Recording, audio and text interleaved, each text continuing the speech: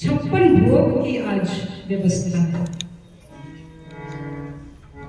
56 भोग की तैयारी यहाँ हो चुकी है और अब भोग लगाया जाएगा। हम आदरणीय बड़ी बहन जी शशि सिंह जी और बहू पूनम सिंह जी, हम निवेदन करते हैं आप लोग आइए और 56 भोग अपने हाथों से भगवान को अर्पित कीजिए। भगवान विष्णु, भगवान शिव सब आए और इस 56 भोग को स्वीकार करें। ये वही 56 भोग है जो वृंदावन में ब्रजभूमि में तैयार हुआ है।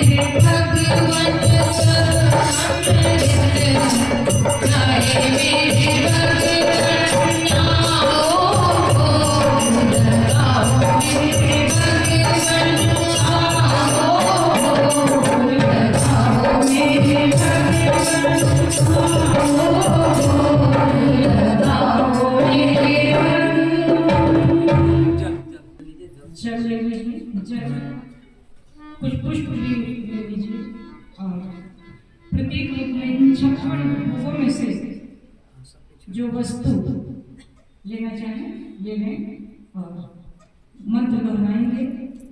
ओम दोहराएंगे सर्वे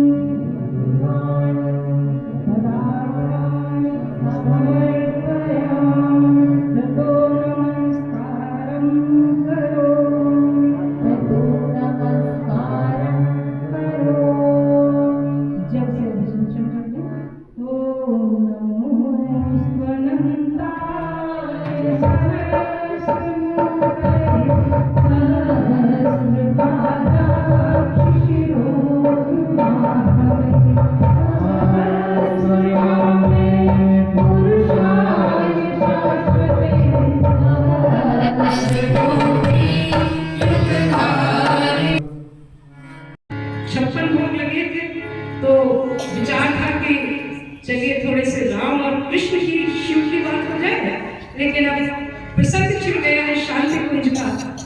तो ज्ञान की गंगोत्री शांति कुंज क्या है, इसका एक गीत के माध्यम से देखते हैं। शांति कुंज गुरुकुल है पावन ऋषिका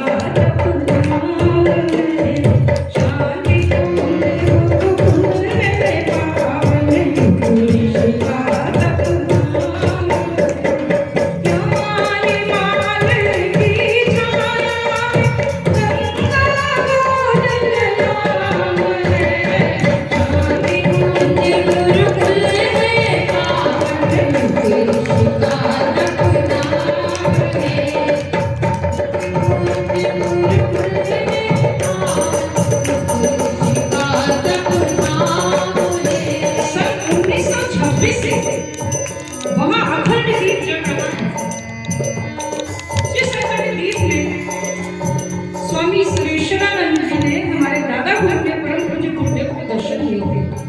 वह दीप गौघट से जलाने का निर्देश था। तो गौघट से वह दीप जल रहा है। वहां दिवस और रात देव कन्याओं द्वारा अखंड जप रखा है। हिमालय की छाया में है और गंगा की गोद में। अब ये गंगा की गोद कैसे हुई? क्या हुआ कि जब भगीरथ की तपस्या से गंगा नदी का अवतरण हुआ, तो आगे आगे भगीरथ थे और पीछे पीछे माँ गंगा चल रही थी, चल चल चल चल कर ध्वनि करते हुए।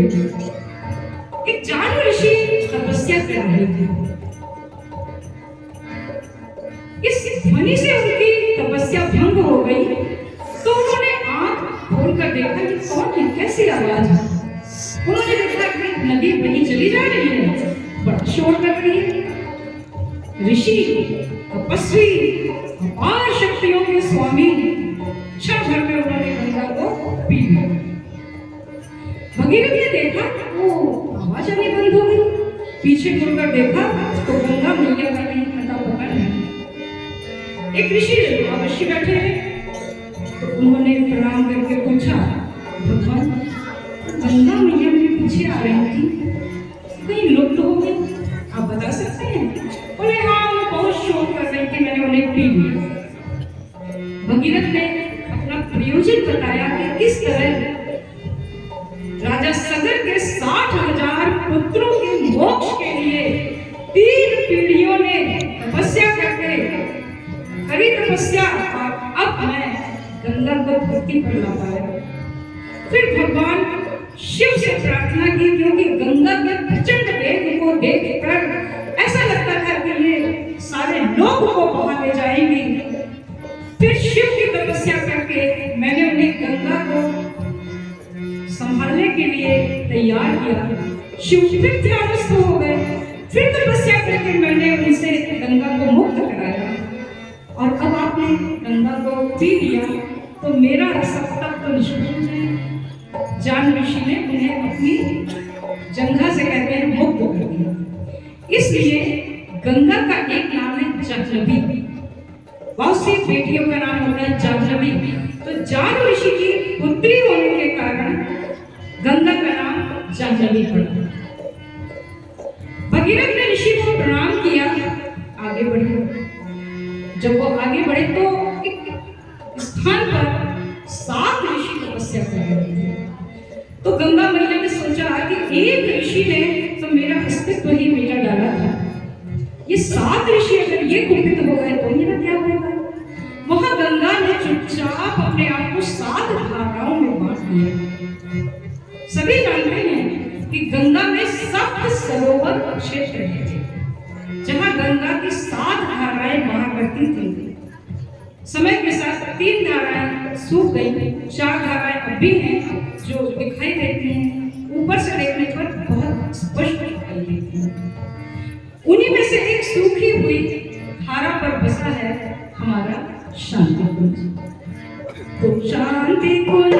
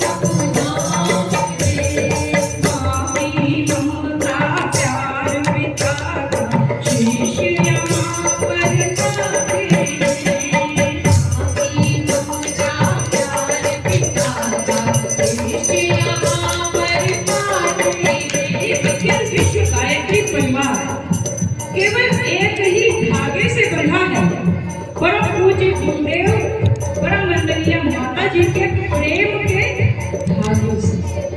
और उस प्रेम के धागे से बंधा हुआ हर परिजन उसे पतंग की तरह उड़ता है, जैसा गीत अभी हमारी बहन जी ने सुना।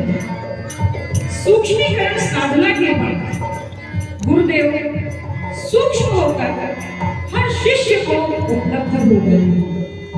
हर शिष्य की अनुभूति है कि गुरुदेव 24 घंटा मेरे साथ रहते हैं, मेरे पथ के कांटे बीनते हैं, मुझे मार्ग दिखाते हैं, मुझे उंगली पकड़कर चलाते हैं।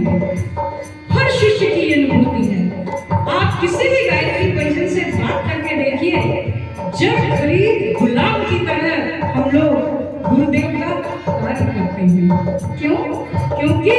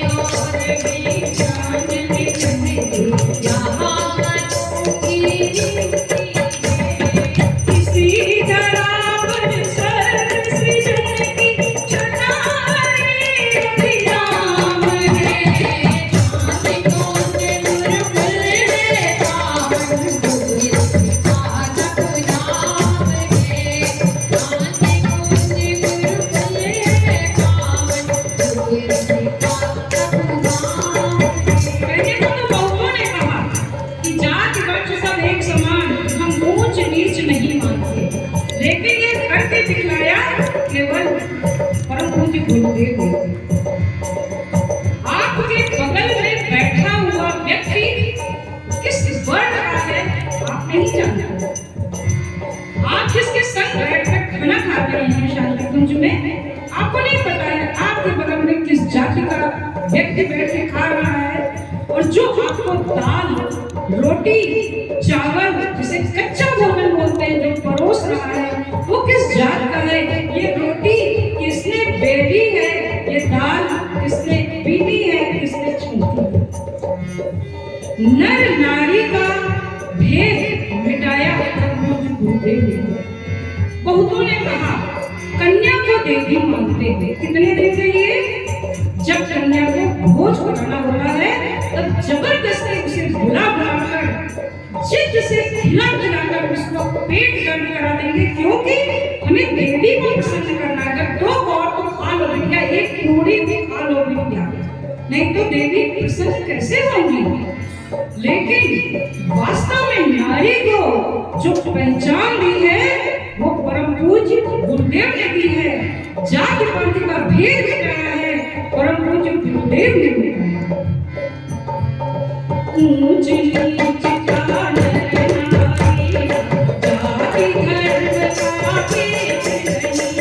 नहीं,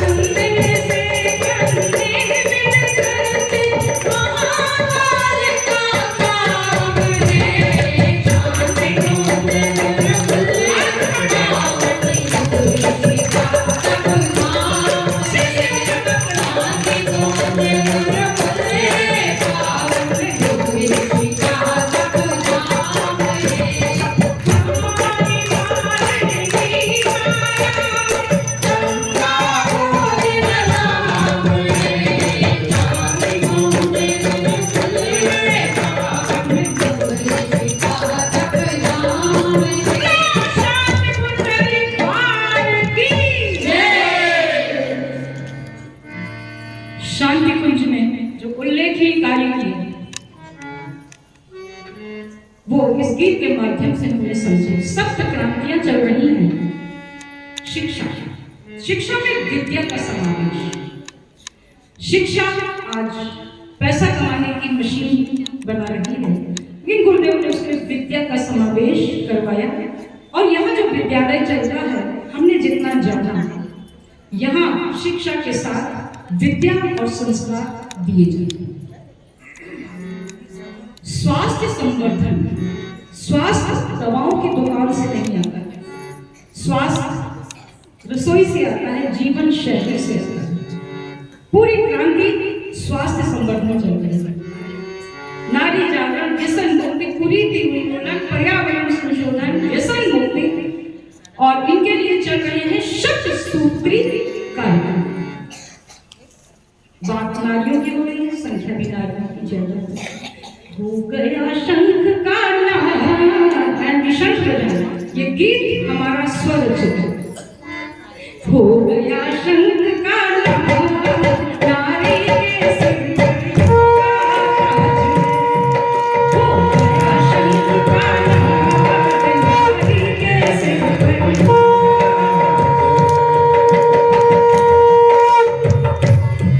हो गया शंख का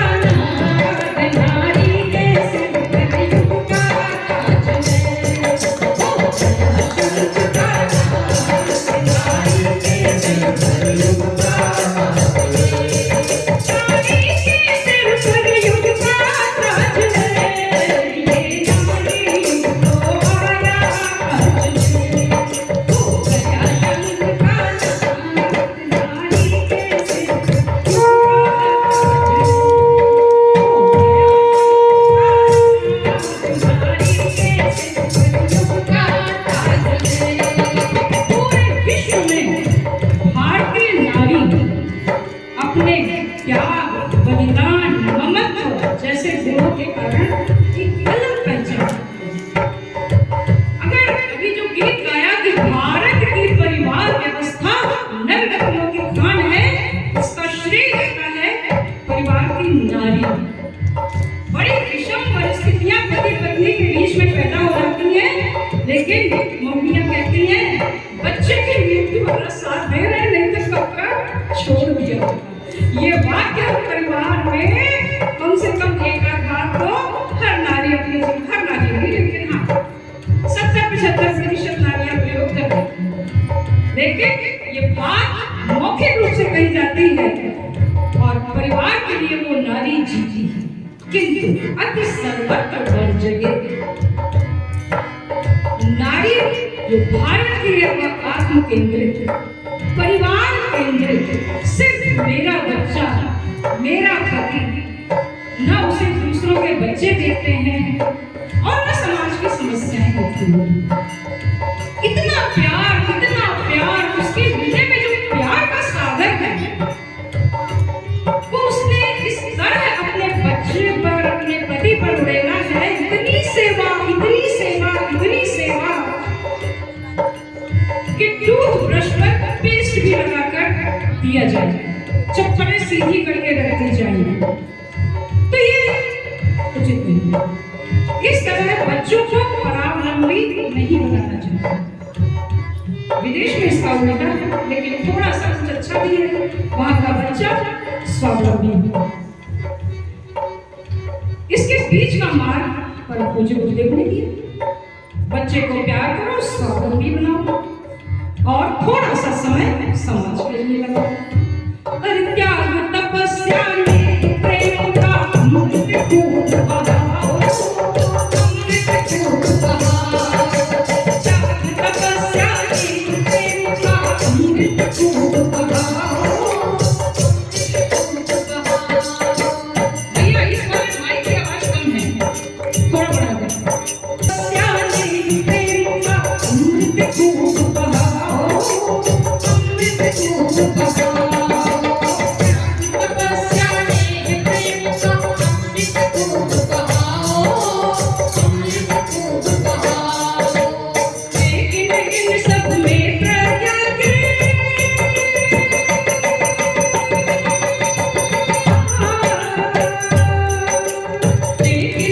सब में प्रज्ञा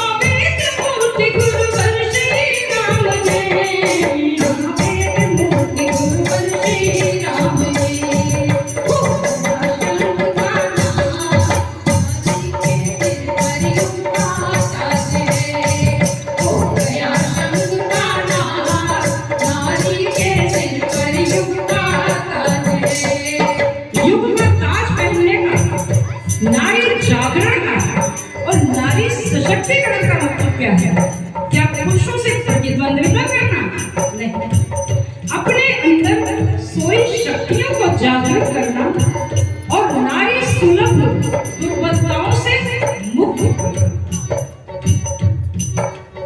आज पुरुष को प्रतिबंधी तुम कहना मत मानो, कहना मत मानो। आज पुरुष को प्रतिबंधी तुम कहना मत मानो, कहना मत मानो। हर सुख दुख का साथी है वो, संबल उसको मानो, संबल उसको मानो।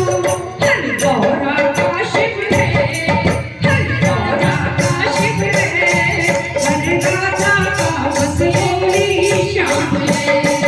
हर गौरा का शिव है, हर राधा का बस वही श्याम है। हर राधा का बस वही श्याम है, हर राधा का बस वही श्याम है। हो गया शंख का नाद, नारी के सिर पर युग का ताज है। हो गया शंख का नाद, नारी के सिर पर युग का ताज है। हो गया शंख का नाद, नारी के सिर पर युग का ताज है। अभी कहा कि प्रज्ञा की संजीवनी मिलाओ। ये प्रज्ञा की संजीवनी क्या है? प्रज्ञा अर्थात विवेक। हम प्रज्ञा की बात करते हैं, बुद्धि की बात नहीं करते। बहुत बुद्धिमान था जिसने परमाणु बम बनाया। प्रज्ञावान भी होता तो हिरोशिमा और नागासाकी का यह हाल नहीं होता। प्रज्ञा कहाँ से प्राप्त होगी? परम पूज्य गुरुदेव के साहित्य से।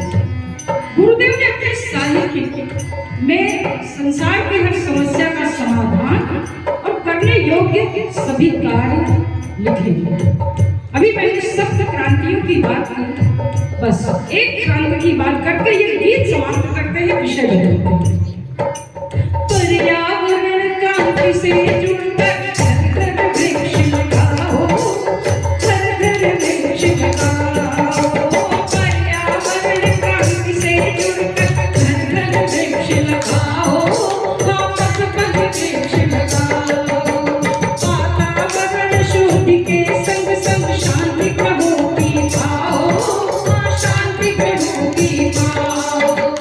शिव शंकर साक्षात ये जो वृक्ष है, ये शिव का मूर्त रूप है।